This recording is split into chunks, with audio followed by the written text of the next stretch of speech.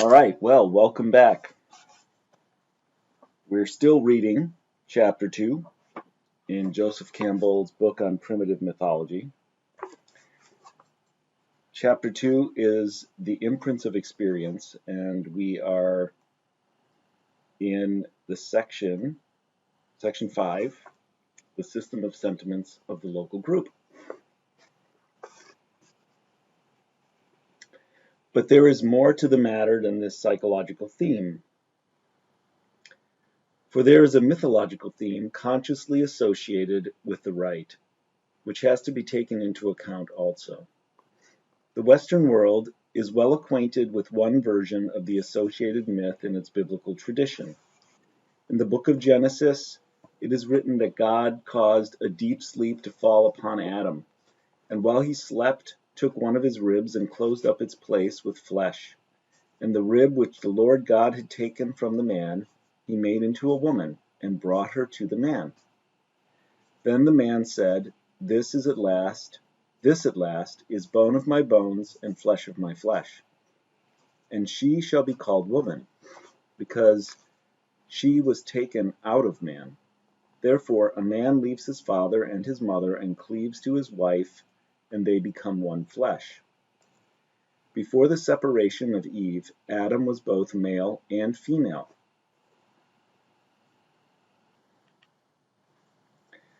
Or consider the allegory in Plato's Symposium, where it is said by Aristophanes, playfully, yet in the form of the same myth, that the earliest human beings were round and had 4 hands and 4 feet, backs and sides forming a circle, one head with 2 faces looking opposite ways, set on a round neck and precisely alike, also 4 ears, 2 privy members, and the remainder to correspond.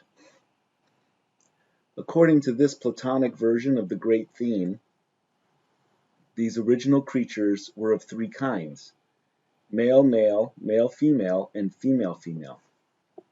They were immensely powerful, and since the gods were in fear of their strength, Zeus decided to cut them in 2, like apples halved for pickling. Or as you might divide an egg with a hair. And as he cut them one after another, he bade Apollo give the face and the half neck a turn. Apollo twisted the face and pulled the skin around over that which in our language is called the belly, like the purses which draw in, and he made one mouth at the center, which he fastened in a knot. This is called the navel. He also molded the breast and took out most of the wrinkles, much as a shoemaker might smooth out leather upon a last. He left a few, however, in the region of the belly and the navel, as a memorial of the primeval change. After the division, the 2 parts of man, each desiring his other half, came together and threw their arms about one another, eager to grow into one, and would have perished from hunger without ever making an effort, because they did not like to do anything apart. So ancient is the desire of one another which is implanted in us, reuniting our original nature, making one of 2, and healing the state of man. Each of us, when separated, is but the indenture of a man. Having one side only like a flat fish, he is always looking for his other half.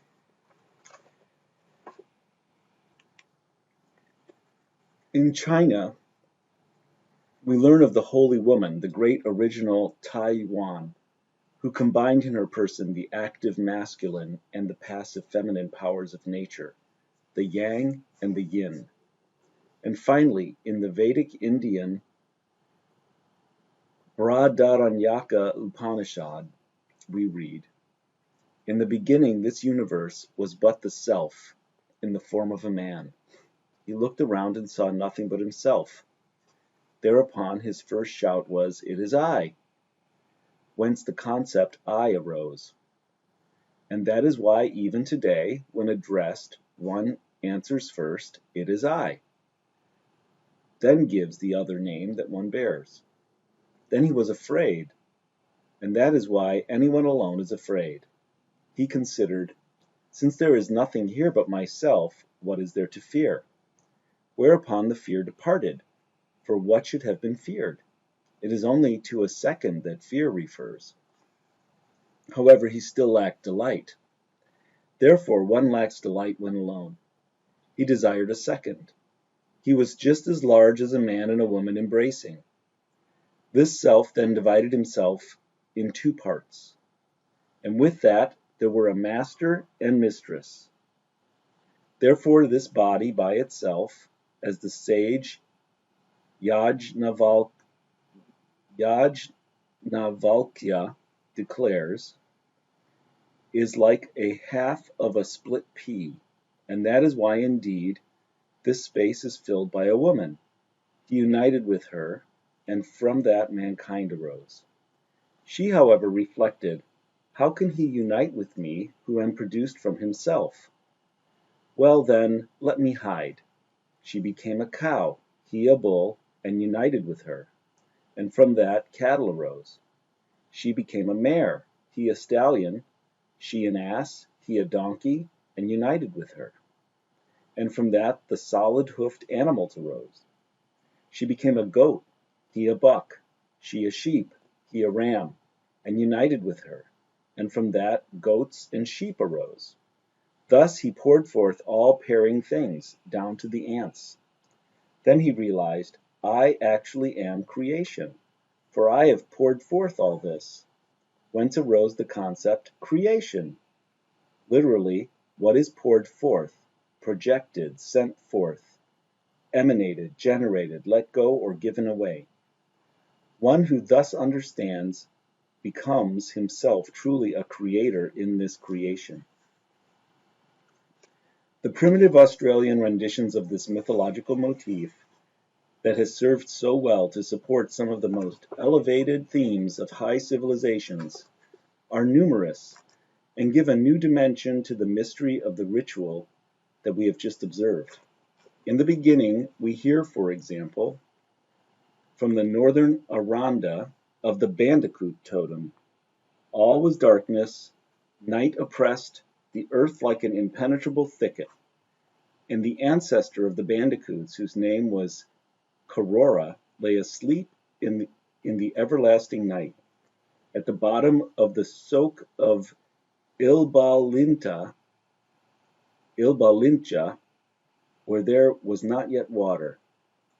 Above him the soil was red with flowers and overgrown with many grasses, and a great sacred pole swayed above him, which had sprung from the midst of the bed of flowers. At its root rested the head of Karora, whence it mounted upward toward the sky, as though to strike the vault of the heavens. It was a living creature, covered with smooth skin, like the skin of a man. Karora's head lay at the root of this great swaying pole, and had been resting thus from the beginning. But Karora was thinking. Wishes and desires flashed through his mind. But Karora was thinking. Wishes and desires flashed through his mind. Bandicoots then began to come out of his navel and from his armpits. They burst through the sod above and sprang into life. Dawn began to break. The sun began to rise. And the bandicoot ancestor rose too. He burst through the crust that had covered him, and the gaping hole that he left behind became Ilbolincha's soak, filled with the sweet dark juice of the honeysuckle buds. The bandicoot ancestor now felt hungry, for the magic had gone out of his body. Feeling dazed, slowly fluttering his eyelids, he opened his eyes a little, and groping about in his dazed state, he felt a moving mass of bandicoots all around him. Seizing two, he cooked them in the white-hot sand close to where the sun stood, the sun's fingers providing him with the needed fire. Evening approached. The sun, hiding his face with a veil of hair string, and his body with hair string pendants, vanished from sight. And Karora, with his thoughts turning toward a helpmate, fell asleep, stretching his arms out to both sides. And while he slept, there emerged from underneath his armpit something in the shape of a bull roarer. It assumed human form and grew in one night to the stature of a young man fully grown. Korora, feeling that his arm was being oppressed with the weight of something heavy, awoke, and he saw his firstborn son lying at his side, his head resting on his father's shoulder. Dawn broke. Korora rose and sounded a loud, vibrating call. The son then stirred into life, got up, and danced a ceremonial dance around his father, who was now sitting adorned with full ceremonial designs, worked in blood and feather down. The son tottered and stumbled, being only half awake, but the father put his body and chest into a violent quiver, and the son placed his hands upon him. And when this had been done, the first ceremony came to an end. Numerous parallels to this primitive origin legend of the Bandicoot clan exist in the various high mythologies of the world. Among the most striking, the resemblance of the living pole growing from Korora's head to the tree of Jesse. In the symbolism of the Middle Ages, for example, as in the tree of Jesse window of Chartres Cathedral, whence the second Adam, Jesus, was derived. Or the cross itself on which Jesus hung, placed on the hill of Golgotha, hill of the skull, so called because it was there that the skull was buried of Adam, the androgynous dawn man of the Hebrew myth. Or again, we think of the curious somnolent first man, Ymir, of the Icelandic Eddas, who took form in the yawning void of the beginning, when the ice waves pressing down from the north met the heat waves of the south. Now it is said that when he slept, a sweat came upon him, and there grew under his left hand a man and a woman. One of his feet begat a son with the other. And thus the races are come. Ymir's great somnolent body then was cut up to form the world. Of Ymir's flesh the earth was fashioned, and of his sweat the sea, crags of his bones, trees of his hair, and of his skull the sky.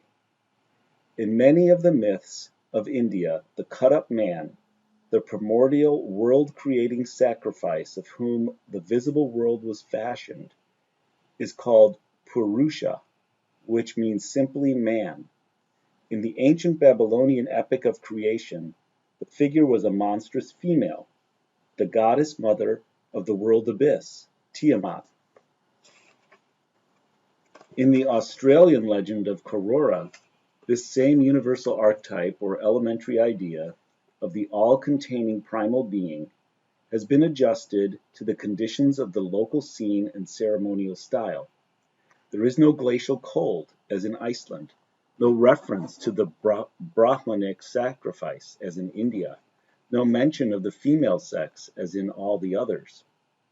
The pattern is exclusively masculine, as in the case of the Hebrew Lord God's unassisted creation of the world and production without female intervention of Adam, his original son. The Australian rituals of the circumcision and subincision, with their emphatically patriarchal bias, find their validation in a myth of this kind, where the whole life stage of the child with the mother is simply disregarded, and the son is born as the full-grown son of the father in one night. The living swaying pole rising from Korora's head, which mounted upward as though to strike the vault of the heavens and was a living creature, covered with a smooth skin like the skin of a man, is represented in the rite by the ceremonial pole that the young initiate embraces immediately before submitting to the operation of the subincision. The pole of the rite, before being planted in the ground, is carried upright on a man's back, paralleling the line of his spine and continuing like a flagpole far above his head. Both the pole and the man are decorated with bird down, stuck on with blood drawn from subincision wounds, and this down, flying off as the man jumps about, is symbolic of the life-generative power that went out in all directions from the ancestors. The cosmic pole and the subincised phallus are the same. They are the male-female, self-sufficient, all-producing ancestor of the beginning.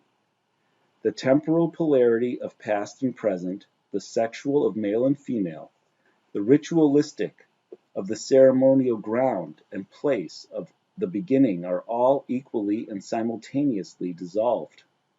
And the phallic operation, which according to an authentic Freudian reading, enables the men to say to themselves, "We are not separated from the mother, for we two are one," simultaneously and equally enables them to participate in their own way in a mythological image of the metaphysical mystery of the cosmos, the mystery of that cosmogonic sleight of hand by which the one became and continues to become the many, and by which the timelessness of eternity is reflected in the changing scene of time. The enigma of this ultimate mystery, which Schopenhauer aptly termed the world knot, is no better explained in the formulas of philosophy or theology than in the image of the ancestor of the bandicoots. Nor can we dismiss the Aranda myth as a mere curiosity of the primitive mind, if we are going to ponder in a serious way the analogous imagery of the book of Genesis, the Brihadaranyaka Upanishad, and Plato's Symposium. The mystery of the universe and the wonder of the temple of the world are what speak to us through all myths and rites, as well as the great effort of man to bring his individual life into concord with the whole. And the imagery by which this mystery, wonder, and effort have been rendered in the recorded traditions of mankind is so marvelously constant, in spite of all the varieties of local life and culture, that we well may wonder whether it may not simply be coeval with the human mind. So we'll stop there for the time being. Next time we'll continue with chapter 2. Thank you so much for joining me, and I hope you enjoy your day.